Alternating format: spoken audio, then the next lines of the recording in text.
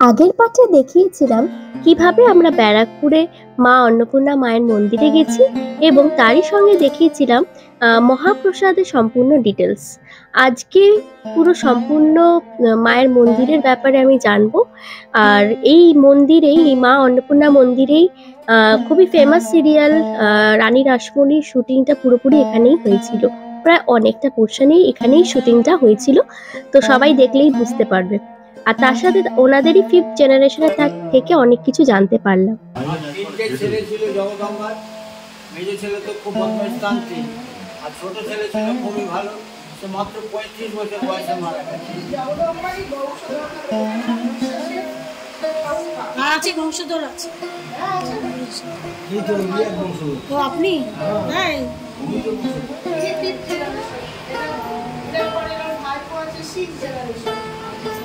পুরো দক্ষিণেশ্বরের মতনই মন্দির, হ্যাঁ পুরো রানী রাসমণি, হ্যাঁ তাই তো একই দেখা যাচ্ছে পুরো এক। আমি হচ্ছে দুপুরের কালীবাড়ির ট্রাস্টের লোক, সেবায় আমার ওখানকার ওনা। উনি হচ্ছে ইয়ে 5th জেনারেশন।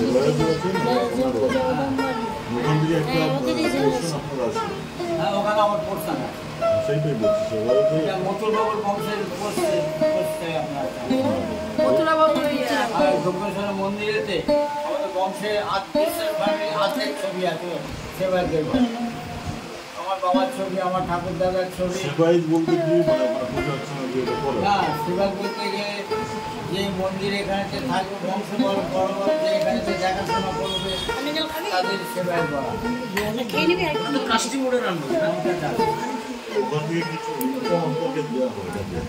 আমরা নেই, এই মা চায় না কারোর কাছে দিতে।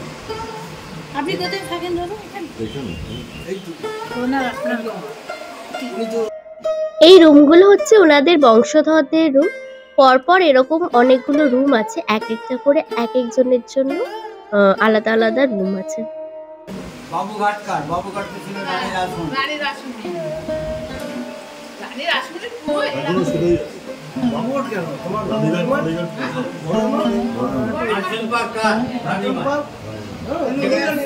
যেখানে আমরা 400 বছর আছে,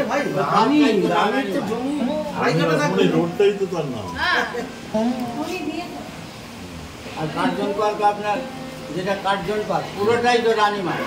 আপনার এই এরা ঢুকেছিল সব গুন্ডা প্রকৃতির লোক, এরা ঢুকে রানীমার সব জিনিস লুট করছিল।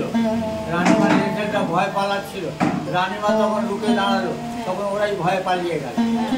দক্ষিণেশ্বরে কি, দক্ষিণেশ্বরেতে রানীমার জায়গায় দিয়ে যাতায়াত করছে এরা, ইংরেজরা যাতায়াত করছে, তখন বলেছিল যারা জেলেরা, এদের বলেছিল রানীমা তো ট্যাক্স নেয় না, জেলেদের থেকে ট্যাক্স নেয় না। ওরা বলেছিল যে অনেক গল্প, অনেক কিছুই শুনলাম। তারপরে চলে এলাম এই নাট মন্দিরের কাছে, কিছুক্ষণ এখানে বসে বিশ্রাম নিলাম আমরা। তো দেখতেই পাচ্ছেন কত কিছুই জানলাম, অনেক কিছুই শুনেছি রানী রাসমণির ব্যাপারে, তার মেয়ে জগদম্বা যে এই মন্দিরটা স্থাপন করেছে, সব কিছুই অনেক কিছুই জানলাম। তার থেকে আরও কিছু জানলাম যে এখানেই শুটিংটা হয়েছিল। এই নাট মন্দিরের মধ্যেও অনেক কিছু শুটিং হয়েছিল, তো সেই জন্যই তখন সব কালার ফালার সব কিছু করা হয়েছিল। আর এখানে তখন খুব ভিড়ও হতো। আমরা এখানে একটু বিশ্রাম নিচ্ছিলাম, কারণ কি তখন মন্দির বন্ধ ছিল। আবার মন্দির খুলবে 4:30 থেকে, 4:30 খোলে এবং 6:30 থেকে সন্ধ্যা আরতি শুরু হয়। 6:30 থেকে 7:30 অবধি প্রতিদিন সন্ধ্যা আরতি হয়, 8টার পর বন্ধ হয়ে যায়। তাই চারিদিকে ঘুরছিলাম। এটা হলো ধ্যান ঘর, এখন এইগুলো কোনো ইউজ করা হয় না, এগুলো এমনি বন্ধ থাকে। শুধু 5টার সময় এসে সব ওখানে লোকেরা এসে এই শিব মন্দিরের সব দরজাগুলো খুলে দেয়, কারণ 5টা থেকে লোক আসতে স্টার্ট করে দেয়। অনেক ভক্তরা আসে, প্রতিদিনই প্রায় আসে। এই শিব মন্দিরগুলো 5টায় যখন খুললো, আমরা গিয়ে একটু দর্শন করে নিলাম, শিব ঠাকুরের দর্শন করে নিলাম। পরপর এখানে 6টা মন্দির আছে এরকম শিব ঠাকুরের, 3 দিকে মানে দুদিকে আলাদা আলাদা করে 3টে করে মন্দির আছে।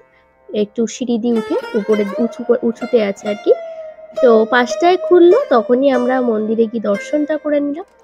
ততক্ষণে অন্নপূর্ণা মায়ের মন্দিরটা দর্শন হয়নি আমাদের, তো এখানে এসে দেখে নিলাম। তারপর আমরা অন্নপূর্ণা মায়ের মন্দিরে চলে গেলাম। তখনও মন্দির খোলা হয়নি।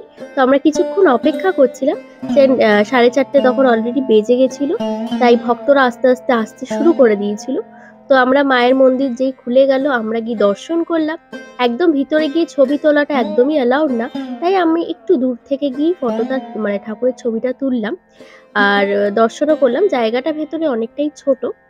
অন্নপূর্ণা পুজোর দিন খুবই বেশি ভিড় হয়, এখানে মেলা ঠেলা হয়, প্রচুর মানুষের ভিড় হয়, ভক্তদের ভিড় হয়।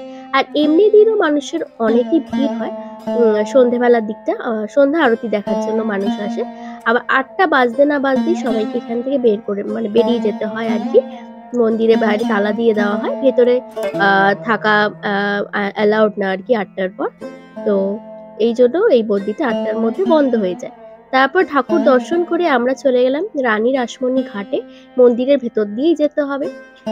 কি অপূর্ব লাগছে, তখন সবে জোয়ারটা এসছিল, প্রচুর মানুষ স্নান করছিল, আমাদেরও খুবই সুন্দর লাগছিল এই ঘাটে এসে। প্রথমবারই এসেছি, খুব ভালো লেগেছে।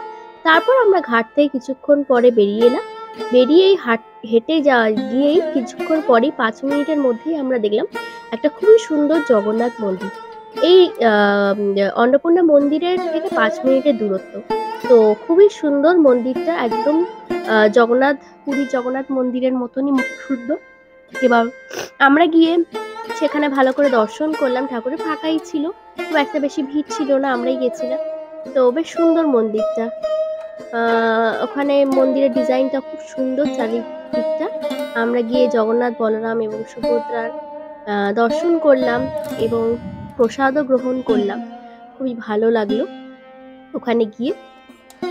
এখানে স্পেশালি ভিড় হয় অন্নপূর্ণা মন্দিরে, আর তার পাশেই থাকে জগন্নাথ মন্দিরে। তো সেখানেও খুবই ভালো লাগলো আমার গিয়ে। এই দুটো মন্দিরে আশা করি আপনাদের সবাইকে ভালো লেগেছে এই ভিডিওটা। তো thanks for watching my video. Please subscribe my channel for more exciting videos.